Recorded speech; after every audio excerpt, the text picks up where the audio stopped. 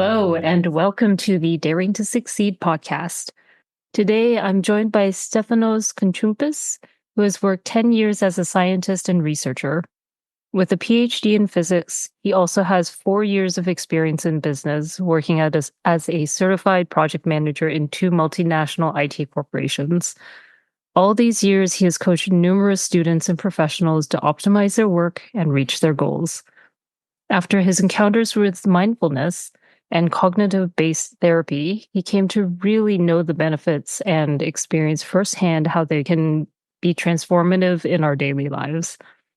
At some point, he realized that he could successfully convey his experience to others and watch with delight as they experience their own growth. Welcome to the podcast, Stefanos. Hi, Juliana. Thank you for having me. Yes, it's so nice to have you on the podcast. To start, I'll ask you the same question that all of my guests get, which is, do you consider yourself more introverted, extroverted, or a bit of both? Okay. I have the definition of introverts versus extroverts is how they energize. That introverts need some time alone to energize, and extroverts need time with other people.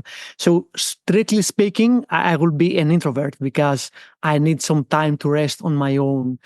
But then I crave being with a crowd. So, I'm an introvert who likes a lot to be with people. I would say it like this. Yes, and that actually brings us to my next question really well, because I sometimes talk about how introverts have an issue with small talk. But when we were chatting before, you said that you don't really see that as true for all introverts. Can you talk a little bit about that for us today? Yeah, sure. I grew up in a small town actually, and I was always okay. At that point, I didn't know about introverts and extroverts, but I knew that I was a bit shy and I was not good at small talk. And I actually, the small talk at that days was talking about football, and I hated that because Oh. I don't like playing. I don't like watching it. I don't know the players, the teams. I don't know nothing. So I hated that. And when I moved for studies in Athens, it was a much bigger city, and I got to meet a lot of people who have different interests, and I never had to speak about football again. But every once in a while, I go back to my hometown, or I run into some people who are into this, and it's again the same thing. And I'm thinking, oh my God, I don't want to be in such discussions. And and it makes sense now that I have read a lot of things and learned a lot of things. It's a discussion, not that I'm not good at. It's not about small talk. It's that I don't like the subject. Yes. And this is a key thing, when we talk about introverts. If you want to talk about something and to be good at it, you need to like the subject. This is a key idea. So, if we are thinking that we are not good about in small talk, we should just think, why are we small talking? I mean, is it a business environment and we small talk until we go into the actual discussion? Then it's okay. You can speak a bit about the weather and stuff, and then go to the thing that is actually interesting to you and speak about the subject of the business or whatever you're doing. Or if it is a social situation and it's only small talk and this is your whole evening and this is what you will be doing because this is how you bond with other people, still you don't have to talk about things that are not in your interest. You can move the discussion to a direction that is of interest to you. So you can speak about what you like to the other people, and they can follow your lead. And then you will be good at that because you enjoy the matter. Yeah, I really love how you position that, because when I think of small talk, I always think about the weather or news events or whatever is happening. And I really like your suggestion of taking that as a starting point and directing the conversation to something you want to talk about. Yeah, I'm not good. I'm an introvert. I'm not good at small talk. But then you ask me something, and I'm speaking a lot now because I love the subject.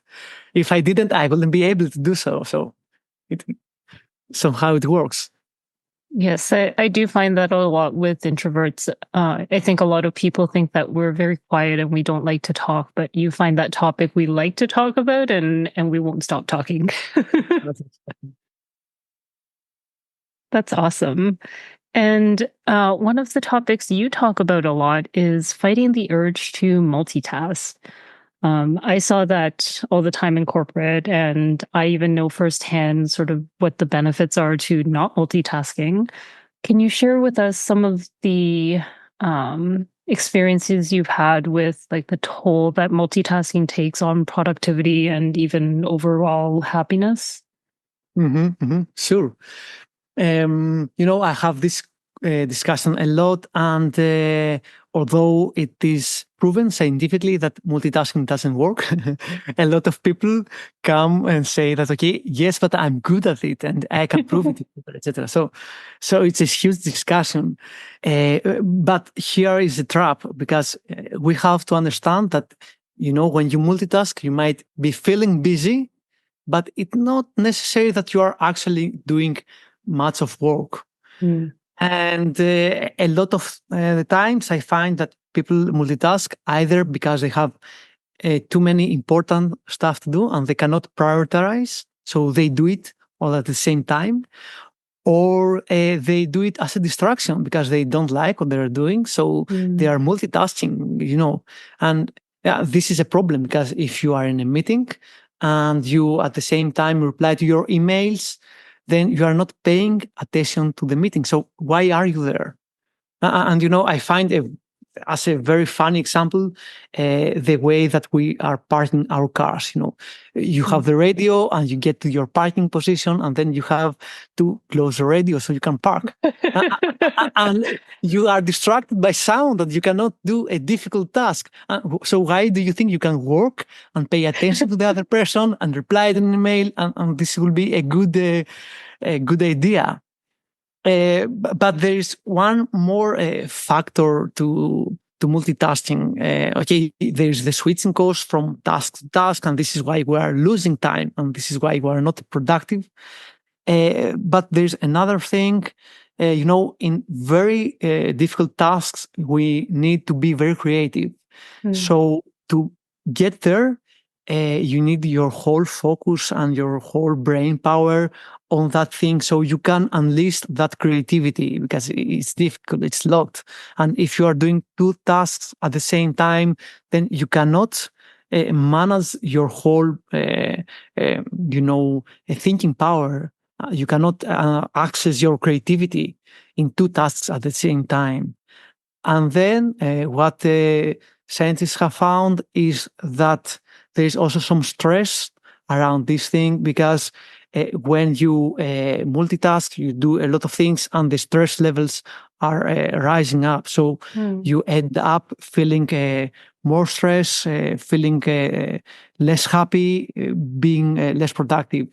While if you single task, you will feel accomplished. You will feel that you did something important today, and you will have, some small successes in your day, and you will be happier after that, and more productive, of course. Yes, and I think it's always funny that so many people think they can multitask, especially with the very simple tasks. Speaking of football, the other day I was watching a UEFA match and trying to do like a Duolingo lesson at the same time when it was slow, and I could not focus on either one. Yeah, I think nowadays I'm very aware of that. I do also meditate a lot, so I'm very aware of my thoughts and my partner patterns and my focus.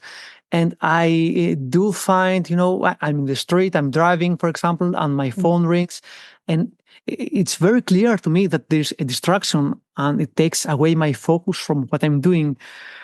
But this needs some training and some awareness if you want to really, really understand it. It's something you experience.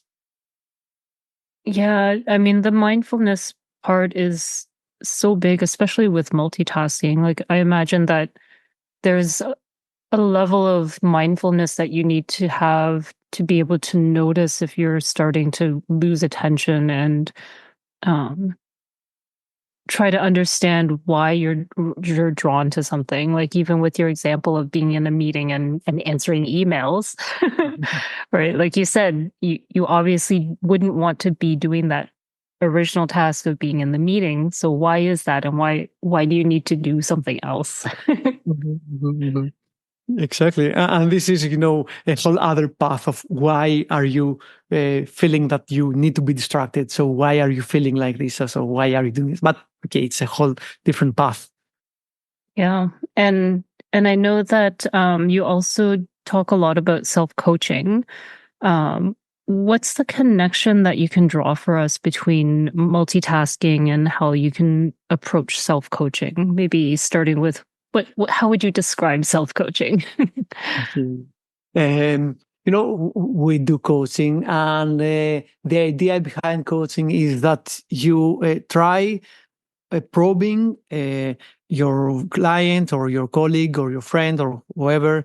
You try to probe him through questions to understand what are his goals and how he can reach them better.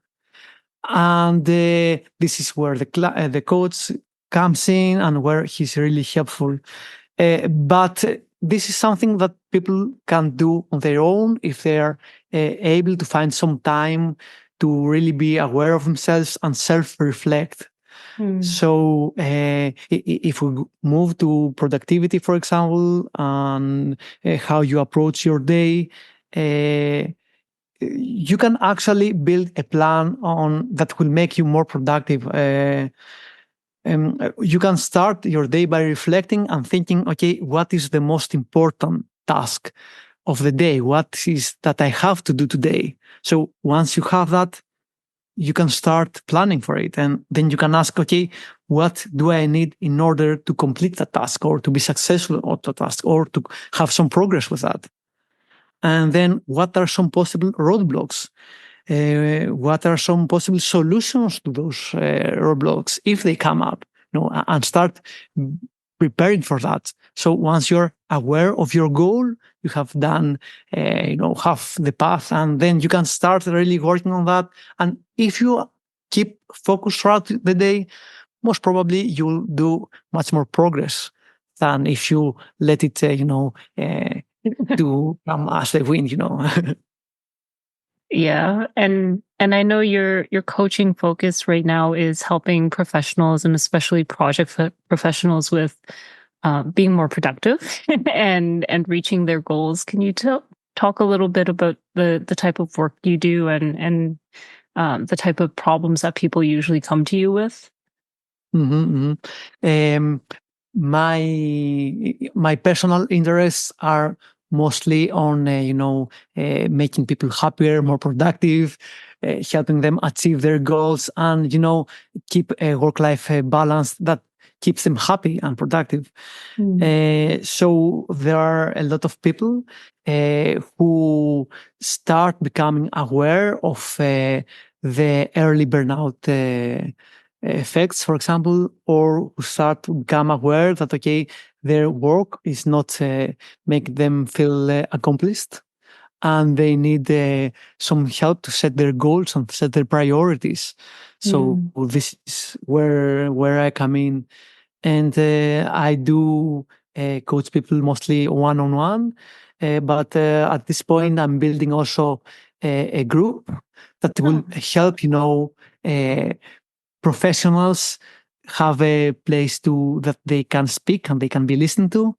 We can share experience between the professionals so they can have some perspective, and they can have also a peer group where they will be they will find more help.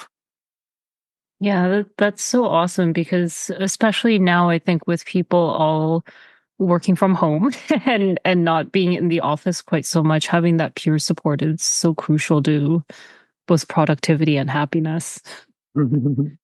That's true. That's so true. Yeah.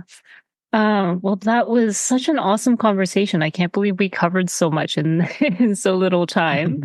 Do you have any last words for our listeners if they're curious about productivity or being more mindful about staying focused in their workday? Um, I I will say that okay, everything starts with actually self-reflecting a bit of Mm. where you are, and not treating that as the truth of the universe. If you don't like something, you don't have to like it, and you can treat it as you will treat it in a project. It's a risk, it's an issue. You have to mitigate it. You have to work on that, and you should research it. Spoken like a true project manager. And then just before we wrap up, where can people connect with you if they want to find out more or learn more about what you do? Mhm. I'm active in LinkedIn.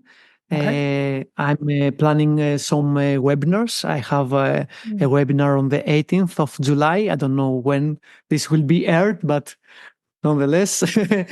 But I'm planning more or less one free webinar per month where people can come in, take some tips, some tricks, get to know me. And also, I have my website, but it depends on what people are looking for because my LinkedIn is like more professional oriented. My website is having traffic from different routes, so it's more general, some more public oriented. Sounds great. I'll make sure I have links to both your website and your LinkedIn profile in the show notes. Mhm. Okay. Well, it was so lovely talking to you today. Um, Thank you, all the listeners out there, and we will talk to you soon. Bye bye. Bye. Take care.